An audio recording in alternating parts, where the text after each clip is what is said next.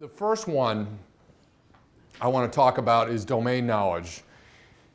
And again, remember the ready process is we're spending 2 days to figure out if the idea is worth investing more time in. Okay?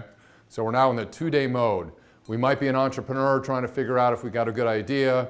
We might be a corporate that's got 4 or 5 of these ideas and is trying to figure out which one makes the most sense to pursue. And the first real question to ask is, what's the domain knowledge of you or the team working on this? And now I'm going to go back to that original restaurant example I gave you. You know, if you haven't run a restaurant before, don't try to learn it on the job with, as your first real entrepreneurial adventure. A lot of times I have people who really want to switch careers and expect that somehow being an entrepreneur entitles them to switch careers, and that's just not the right time to do it. If you're going to switch careers, get somebody to pay you to get knowledgeable in a new field. But you have to ask yourself where your idea comes from, okay? Is this something where your work knowledge is contributing to the opportunity you see?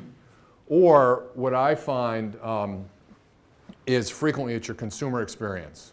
You know, I had a frustrating time doing something and I think it can be better. So you really have to ask yourself and be sort of honest with yourself as to where the opportunity comes from. Next one down, the market size and growth rate. All right. So it's important I know the growth rate of the market and the size of the market. There's a couple reasons for this. First of all, we talked about this a little before. I need to know how big the market is in the geographies I'm going after so I can understand what kind of market penetration I need to hit my revenue number. Okay? If I want to generate $1 million in coffee, maybe I can do that in Auckland. Maybe I can do $10 million in New Zealand, but I'm never going to get to $100 million in New Zealand. I doubt the market is that big. Okay? Therefore, what is the market size I'm going after, and what's the growth rate? The market size, I should be able to show how, as I said before, I'm in single digits after 5 years and still hitting my revenue numbers. That, to an investor, says there's enough market opportunity or enough market headroom. Okay. The other critical thing is, what's the growth rate of that market? And there's just a simple calculus you can do here.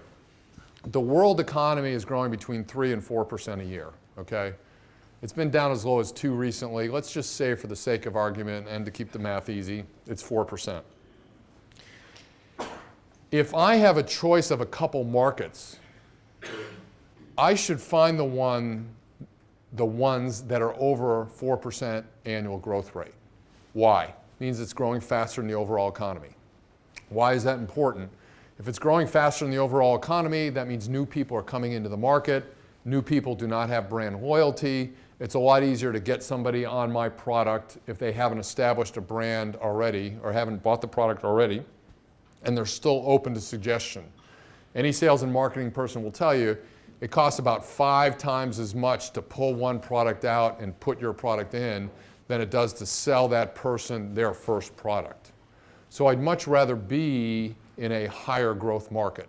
And I'd much rather that market be growing faster than the overall rate of the economy. Okay? It's just kind of simple economics. The other thing I need to know is what the growth rate of the overall market I'm in and the sub-markets I'm in. And let me describe that for a minute. Let's take the beverage industry as an example. Beverage industry worldwide, I'm sure, is at least $1 trillion market worldwide, okay? And it grows with the economy. It's growing between 3% and 4%, okay? So picture that as level 1 on the market, on my market share graph. Level 1, overall beverage industry growing at, again, 3 or 4%. Level 2, next level down. There's a series of categories of different kinds of beverages, right? There's dairy products, there's soda products, there's juice products, there's water products is a huge category. Alcoholic beverages is a huge category. Organic is a huge category. Energy drinks is a huge category. Sports drinks is another category. You can go on and on and on. I'm sure there's at least a dozen major categories in the beverage industry. So level 1 is beverage industry, $1 trillion market growing at 3 or 4%. Next level down is these series of verticals within the beverage industry. Each one of them will have a different growth rate, right? Dairy products, I would imagine, growing less than the overall market right now. Okay? Coca-Cola, Pepsi, cola drinks, growing probably lower than the overall market in the developed world, growing probably faster than the overall market in the undeveloped world, right? So level 3 would be my geographical growth. So level 1, overall beverage industry. Level 2, category of beverage. Level 3, geography. And with each one of those, I need to know the size and growth rates of the segment I'm going after. All right, life cycles and trends. I don't have a whiteboard here, but if I did, do all of you know what a normal distribution curve is? Right? You know, it's that big lumpy thing. Probably remember it from getting your grades. If you're a statistician, you know what I mean. Every product goes through a life cycle, okay?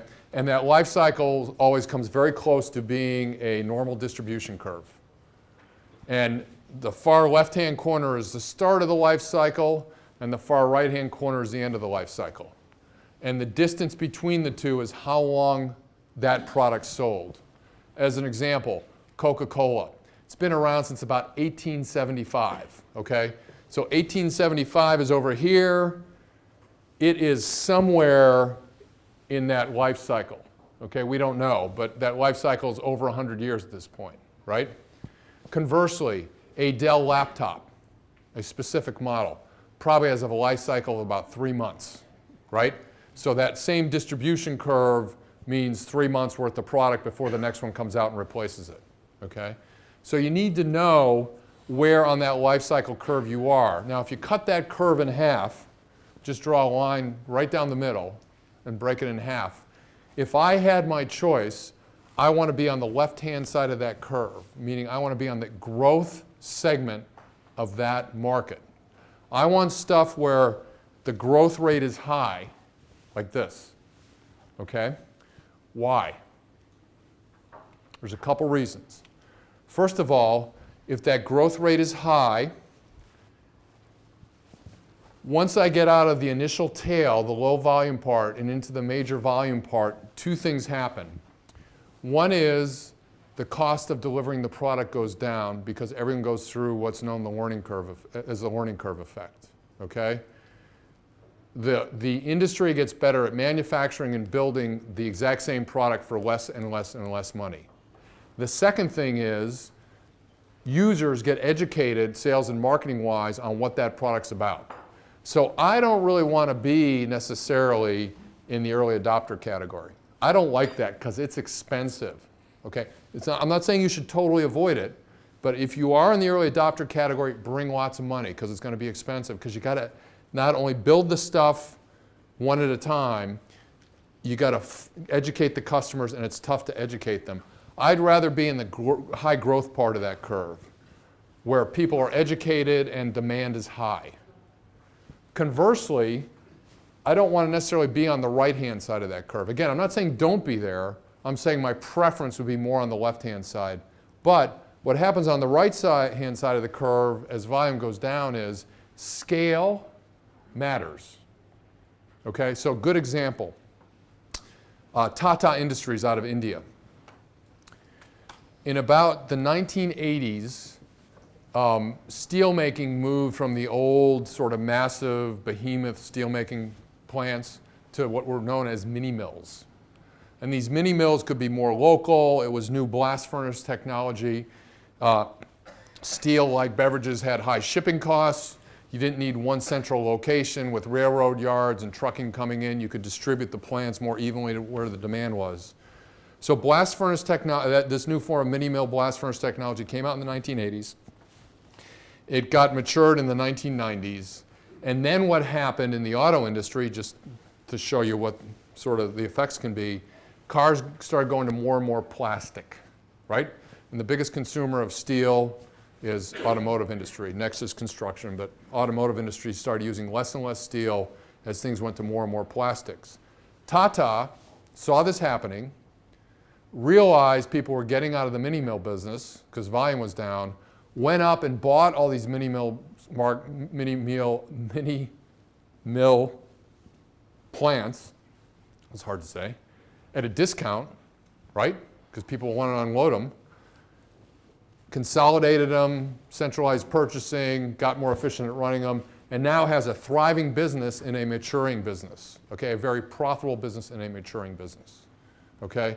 So the reason I want to avoid that, again, I'm not saying I absolutely don't want to do it, but I probably want to avoid it because scale matters and I need lots of money to buy the stuff up. So you need to know the life cycle of where your particular product is. Okay, it's going to have a dramatic effect on what demand happens. You also need to know the trends, what population trends. For example, we talked about it before, healthcare, baby boomers, big lump of people coming through that cycle. Okay, there's a population trend that's going to dramatically impact it. Technology adoption. How readily do companies adopt technology in your category? Remember Formulex, okay? It was hard to get those scientists on the web.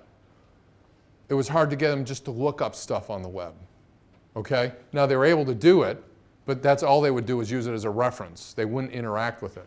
So you need to know that. And competitive rivalry, classic competitive strategy, how aggressively does your market compete? And you need to know your business model. Again, I would use retailing as a great example, retailing or a consumer. If you're selling to a low margin business like Walmart, they are not going to pay you. You got to figure out how you're going to get paid. Competitive analysis. Bestest, fastest, cheapest way to get a whole lot of good data quickly. Go talk to your competitors. Go to their website.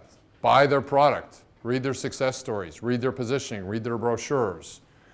When you're making your 100 phone calls, ask how they currently fix the problem. I talked about this before. If they're using your competitors' products, find out why they like them. Find out why they don't like them. Okay?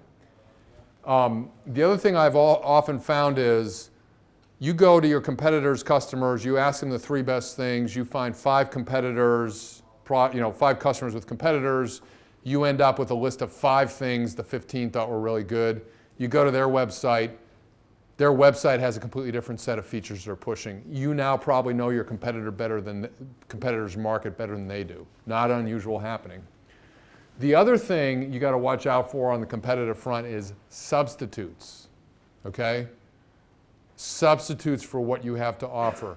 Okay, outside data sources. I'm going to give you lists in just a minute. The best thing I can do if I'm trying to make an objective, compelling argument is use outside data sources. And what I mean by that are industry analysts. Every major industry has an analyst that follows it. In the IT industry, it's companies like Gartner, IDC. In consumer products, some of the ones I know are J.D. Powers, Mintel. This is referred to as secondary research. Any of the major investment banks, Goldman Sachs, Morgan Stanley, they will have analysts that follow industry segments. And they're regarded as experts in the industry. Their reports are invaluable. And if you want to make an argument to an investor, one of the best things you can do is when you size the market and get the growth rate on the market and talk about the trends in the market, rather than you saying what they are, quote some of these analysts. Because then all of a sudden you've objectified the conversation. It's not, I think the cellular phone industry is going to be, overcome by the Wi-Fi connections. It's the following analysts think this is going to happen. So all of a sudden it's not my opinion anymore. It's some other respected third party that they can choose to disagree with if they want, but that person is paid to know that market, so their credibility is fairly high.